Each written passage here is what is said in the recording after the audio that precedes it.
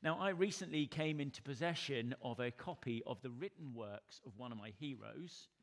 It's a book here. It's a beautiful book, absolutely gorgeous. One of my heroes, John Bunyan. This is just one of 3 volumes. This contains his allegorical works. Now, Bunyan was an English 17th century preacher. It's hard to pin down even a denomination that he belonged to, but he was a prolific writer, as you can see. He was one of many in our nation who left the state church because he didn't believe that the state should be able to interfere with church matters. And that's a very important point. So he took a stand on that. The state shouldn't be appointing ministers and telling people what they should believe. And these people were called the dissenters. Maybe you've heard of them. That was during the Puritan era, the dissenters. And they established their own churches and schools, and they generally flourished during the first half of the 17th century, especially with the rise of Cromwell, if you know the story, Oliver Cromwell.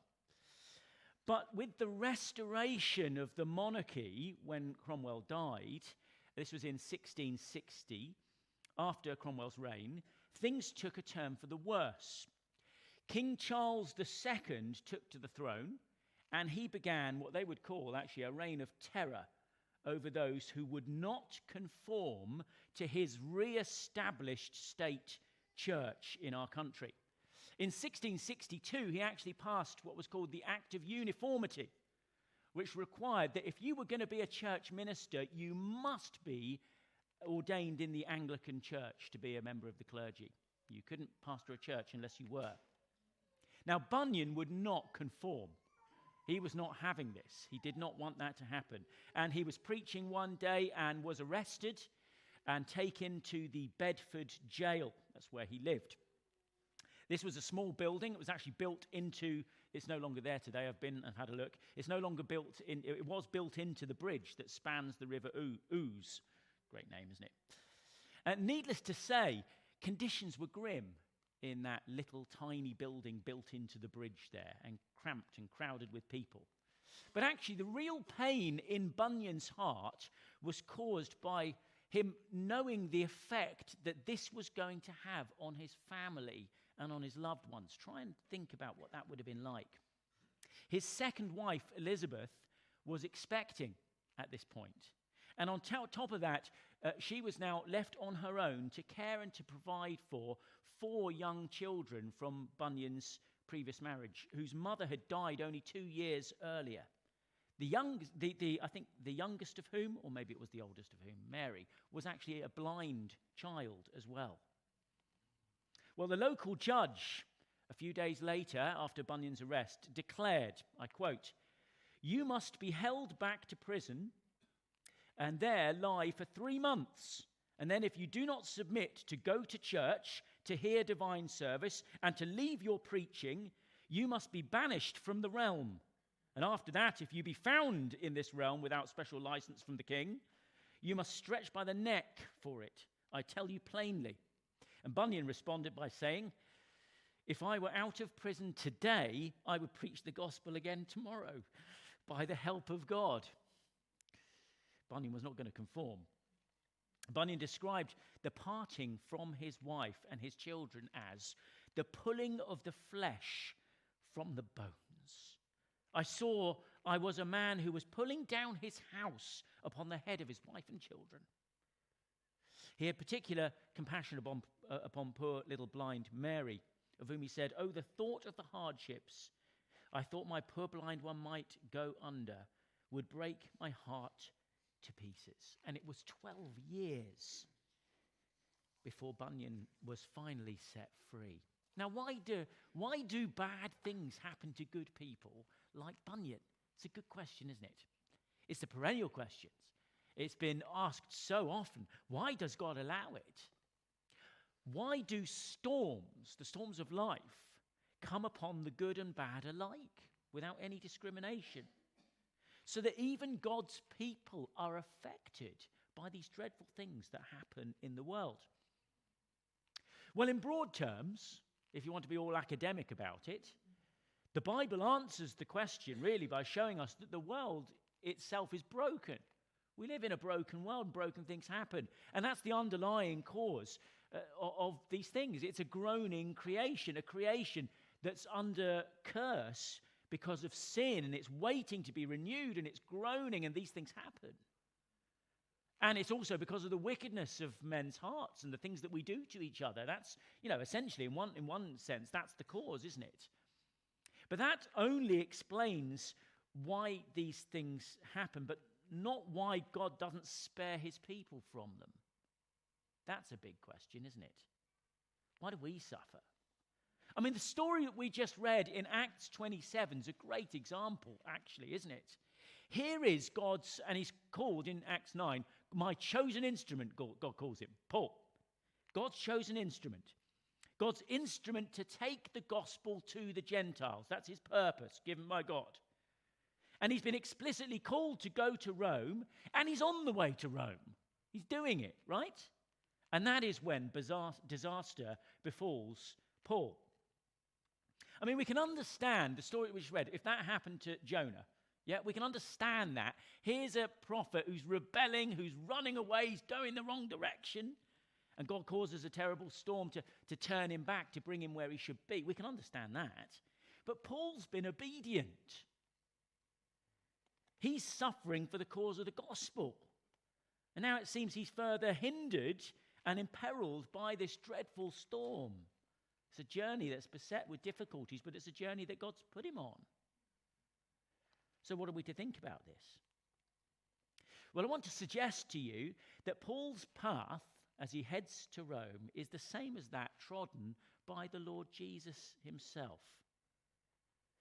Jesus was opposed and obstructed and rejected and plotted against and betrayed, even on his way to the cross to do exactly what God had called him to do. You see how Paul's life is patterned again on Christ. And it's the same path that we ourselves are called to tread to. A life of discipleship of Christ is not going to be plain sailing. It can always be joyful, the Christian life, but it is not always pleasant and happy. That would be everyone's experience, I would think, even in this room. Jesus calls to himself disciples who are prepared to deny themselves, to take up a cross daily, and to follow him. Nowhere are we promised that God will protect us from the storms of this life. Only that he will be with us in them, and that he will bring us safe through and to the other side. And that's what we're going to see this morning. It's interesting, isn't it, how storms actually in the Bible are a great picture of this.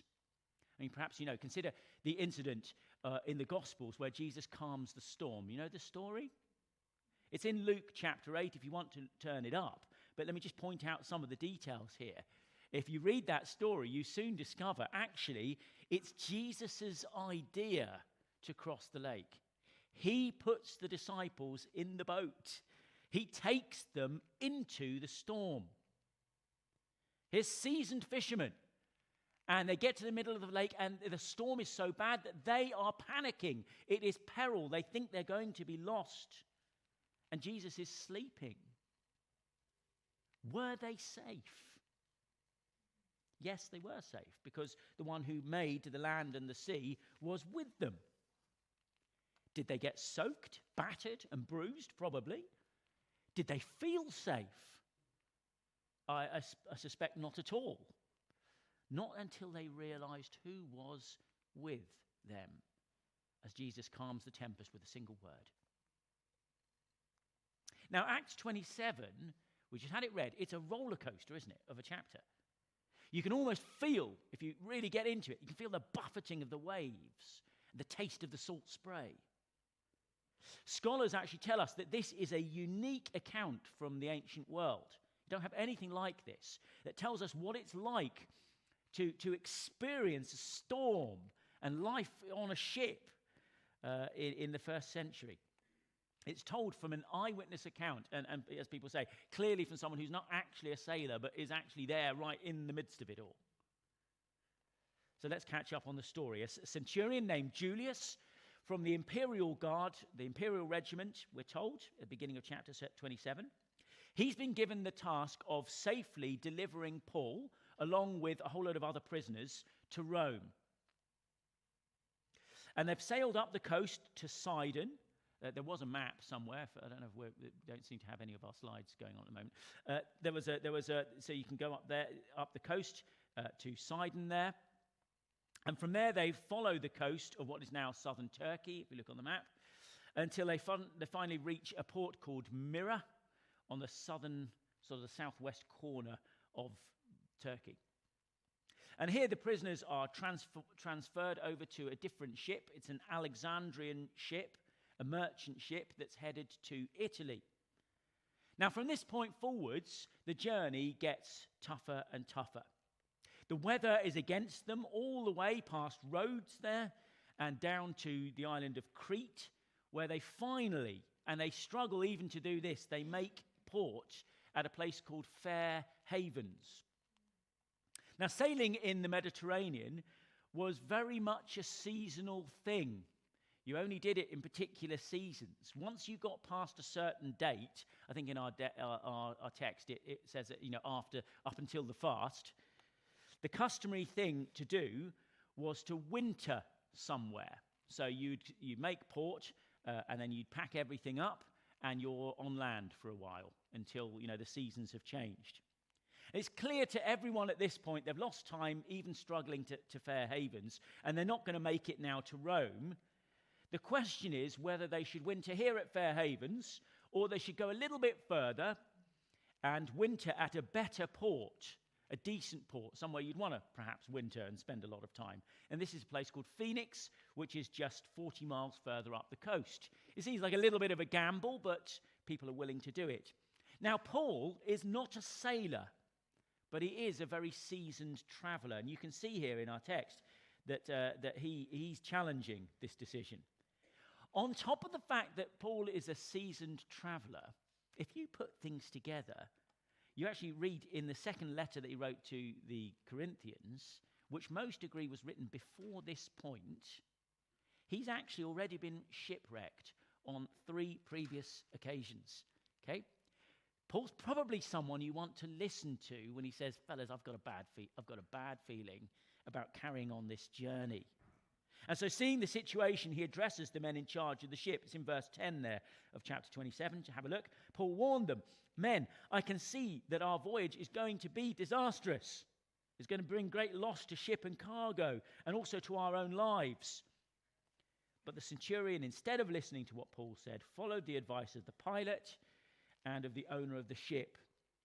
Since the harbour was unsuitable to winter in, the majority decided we should sail on, hoping to reach Phoenix and to winter there. Okay, this is what set up the problem. In verse 13, we read, it's lovely, isn't it? A gentle south wind beckons them onto the water. It all seems fine. But no sooner have they left port than it seems that a hurricane sweeps down off of the island, and they are helplessly blown out to sea and into a harrowing ordeal that lasts 2 weeks. In an attempt to survive and to hold the vessel together, it seems they pull the lifeboat on board. Perhaps you caught that as we were reading it. And then it seems that they lash the entire hull of the ship together by passing ropes underneath it and tying the ship together into a little bundle to just survive. They're in survival mode.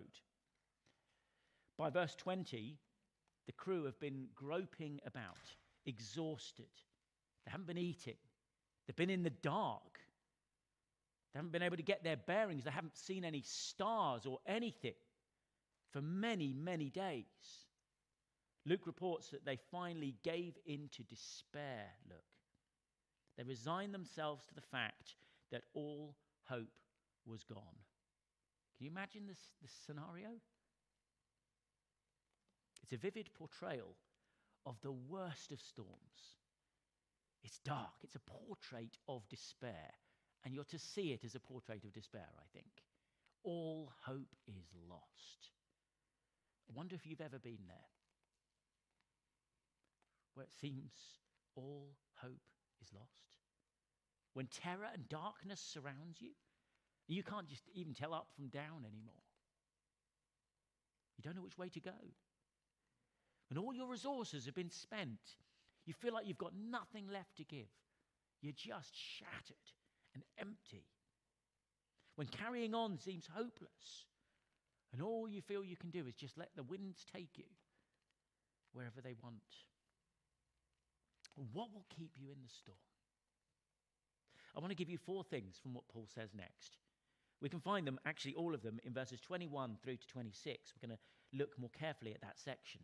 4 things from what Paul says in the text. And they are the possession, the presence, the purposes, and the promises of God. I got it all in 4 P's. You'll be very pleased to know. So it's help you remember. And this is something you want to remember. I don't have all the answers to these things, but here's some great stuff from the Word of God. Let's look at them together. First, the possession of God. Take a look with me from verse 21. After the men had gone a long time without food, Paul stood up before them and said, "Men, you should have taken my advice not to sail from Crete, and then you'd have spared yourself this damage and loss. But now I urge you to keep your courage, because not one of you will be lost. Only the ship will be destroyed. Last night," says Paul, "an angel of the God whose I am and whom I serve stood beside me and said, 'Do not be afraid, Paul.'" Look at how Paul describes himself. Last night, an angel of the Lord whose I am. The first anchor you can hold on to in life's storms is the anchor of the possession of God. You belong to God. You belong to him. You are his. You're his possession. I wonder if you can remember, it's been a while now, the landmark animation film, Toy Story. Do you remember that one? This may appeal to some people here and not to others. It's basically an animation story from Disney. The main character is this toy cowboy called Woody, and he has this little boy, Andy, and he's Andy's favorite toy until the fateful day, the birthday comes, or Christmas or something, and Buzz Lightyear comes onto the scene, this new flashy toy, and he takes the place of Woody in Andy's heart. That's how it seems. And you're thinking, poor Woody, he's been discarded. And Woody goes to a dark place in this film. He starts to think that maybe he has been rejected. But what happens? One day at rock bottom, he looks at the bottom of his boot. And there in permanent marker is the name Andy written. It is written indelibly, and it proves where Woody will always belong. And likewise, I know it's a silly illustration, but we have been indelibly signed and sealed by the Spirit of God. It is a constant reminder that we are his possession. We belong to him. Now, of course, this is only an anchor for those who do belong to him. Do you belong to him? To those who have put their trust in Jesus Christ and who through him have been brought into the family of God. This is the anchor, actually, of those well-known verses. We often read them, don't we? Romans 8, 28 and 29. Maybe you know them well. Take a look at these verses. We know, says Paul, that in all things God works for the good of those who love him, who have been called according to his purpose. For those whom God foreknew, he also predestined to be conformed to the likeness of his Son, that he might be the firstborn amongst many brothers.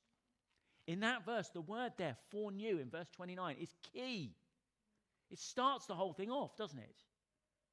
That word, foreknew, doesn't just mean to know information about. It means to know in the sense of relationship. It's a word of intimacy and love.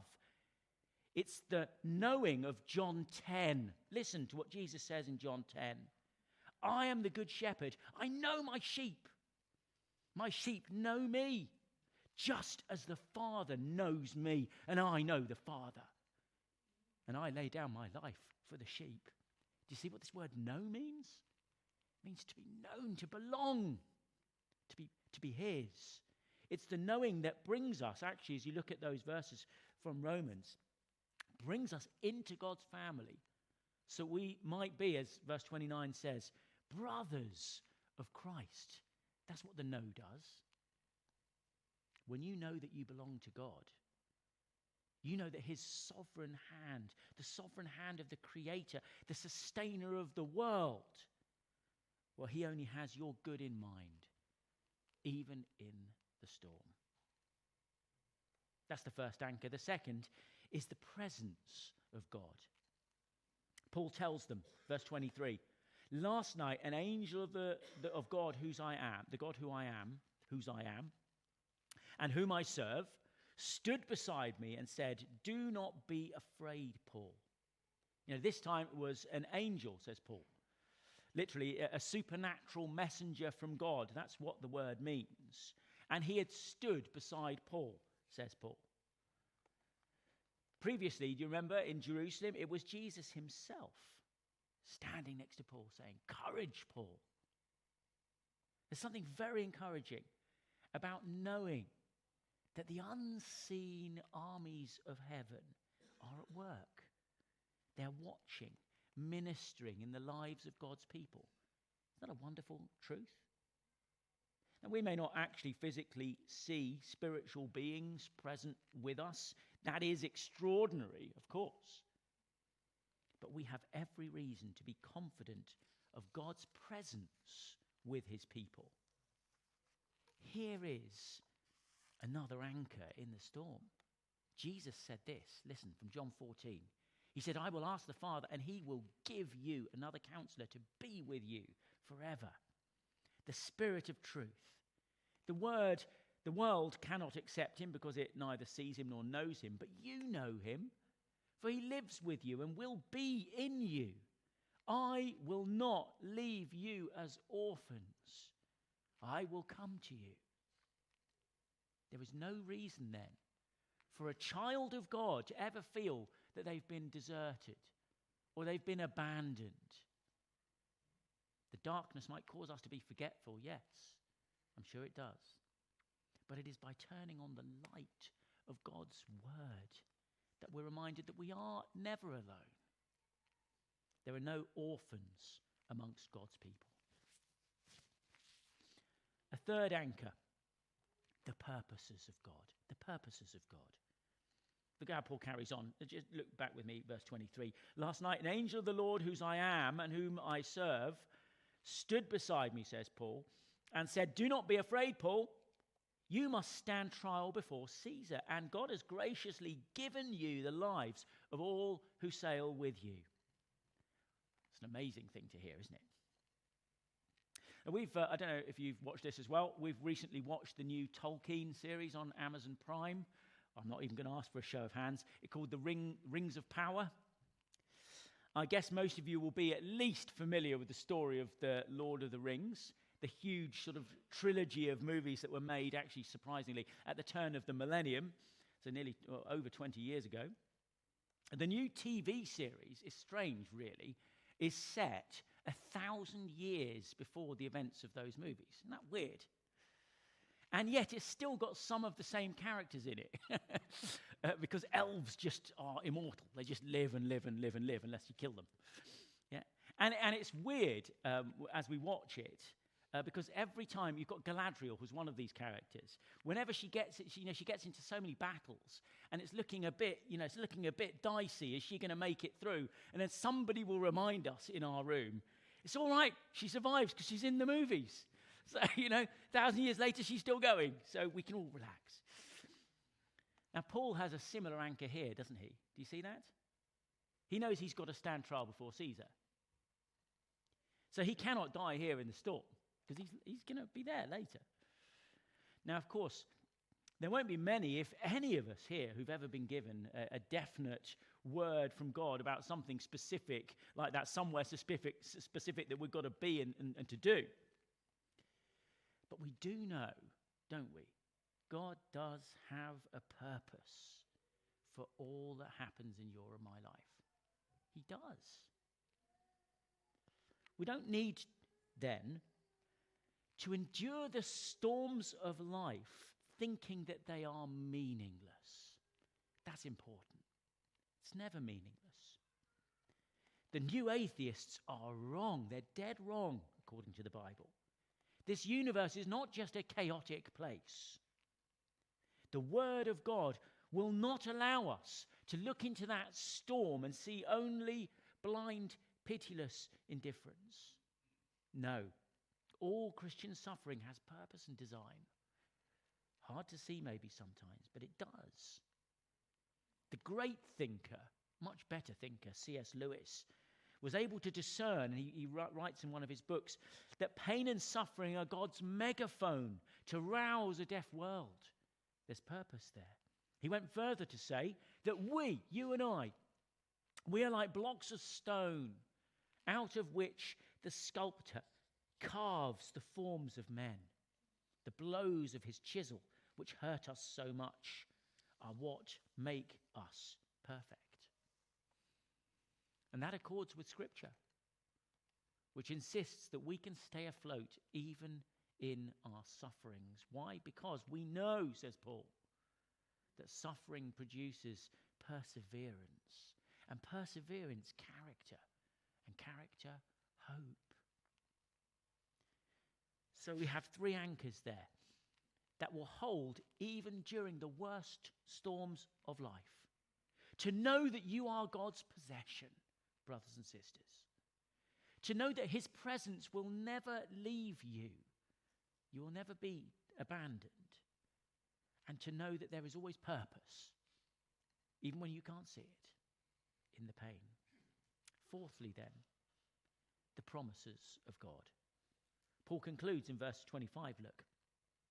So keep your courage, men. For I have faith in God that it will happen just as he told me. Paul has received the promise that God has given him the lives of all who are on this ship. And he knows no word of God has ever failed. Not one single promise. All those hundreds of promises made in the Old Testament part of the Bible, not one of them has ever failed. I don't think there's a stronger anchor than this.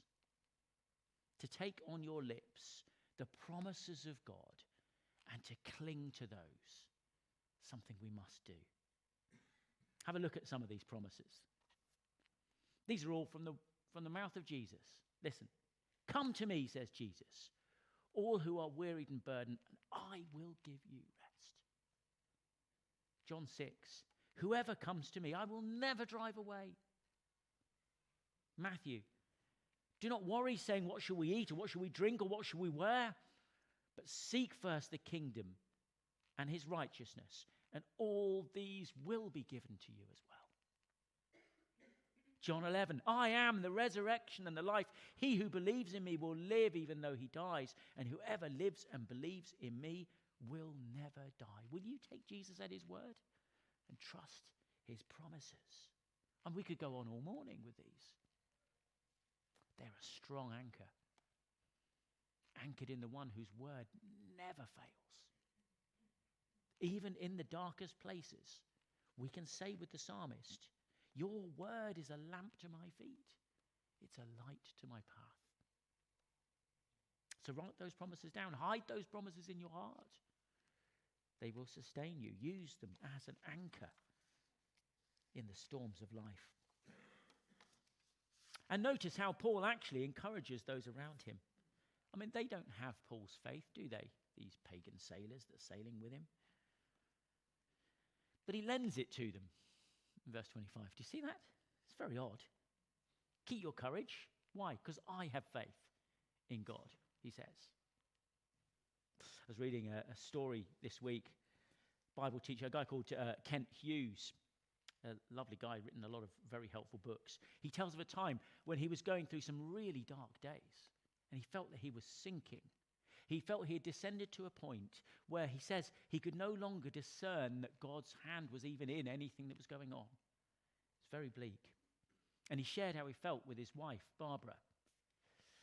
He says that she then left and went to pray and to read God's word. And when she returned, she told him, I want you to hold on to my faith.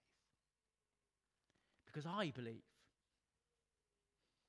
I've got enough faith for the both of us. And you know, it's Paul's confidence here that sustains the crew of this ship, because he trusts, because he believes in the one whose word never fails. He gets them to eat something, cares for their practical needs, do you see? He keeps them working together, and they are encouraged, says our text. And the ship, eventually, it grounds on a sandbar, and the story becomes even worse, doesn't it? It's dark, it's chaotic, you can sort of picture it, can't you? They've hit this sandbar, the ship around them is being disintegrated by this pounding surf. But all 276 passengers make it to shore. The possession, the presence, the purposes, and the promises of God, they are what sustain his people in the darkest, bleakest storms, even when all seems lost. But just as a postscript here, what are we to make of the first 10 verses of chapter 28? Isn't that an interesting little incident that happens on the island? They tell us how Paul and the crew soon discover that they have in fact landed on the island of Malta. And the locals give them a kind welcome. They build this lovely fire for them to dry them out because it's cold and because it's wet. But it is as Paul is gathering wood for this fire that a viper comes out and bites him on the hand. And the locals, in verse 4, look, they jump to the conclusion, this man must be a murderer, for though he escaped from the sea, justice has not allowed him to live. But then, when he suffers no ill effects, and he's not swelling up or doing anything like that, they swing wildly in their opinion. Do you see that? They go from, oh, he must be a murderer, to, oh, he's got to be a god. It's very bizarre, isn't it? It's another reminder. I think it hangs with this little section here. A reminder, you need to be very, very slow to suggest any correlation between cause and effect in the lives of others. Be careful. It is always dangerous to suggest why something may have befallen someone. Why are they going through what they're going through? The ways of God are inscrutable to us. Jesus dealt with an incident in Luke 13, maybe you know this, when a tower in Jerusalem had fallen down and killed 18 bystanders. And today we would report that, as an act of God, wouldn't we? But was this actually God's judgment on those 18? That's what people really wanted to know in Jesus' day. And Jesus categorically says, no, it wasn't. There's no cause and effect going on here. They were no more guilty, says Jesus, than anybody else living in Jerusalem. But, says Jesus, when these things happen, it should always be a wake-up call to the world. A wake-up call that says, unless you repent, as Jesus says to the crowds, you too will all perish.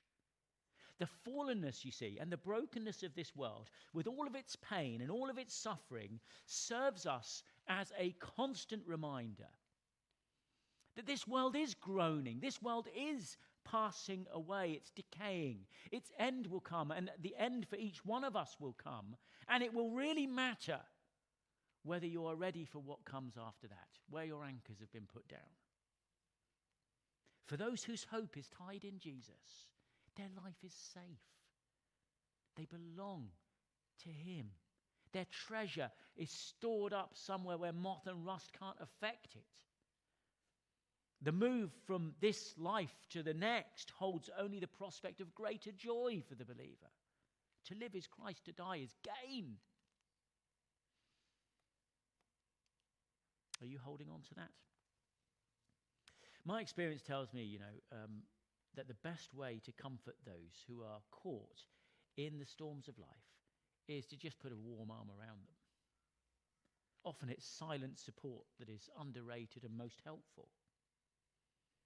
But then maybe, gently, remind them they're God's possession.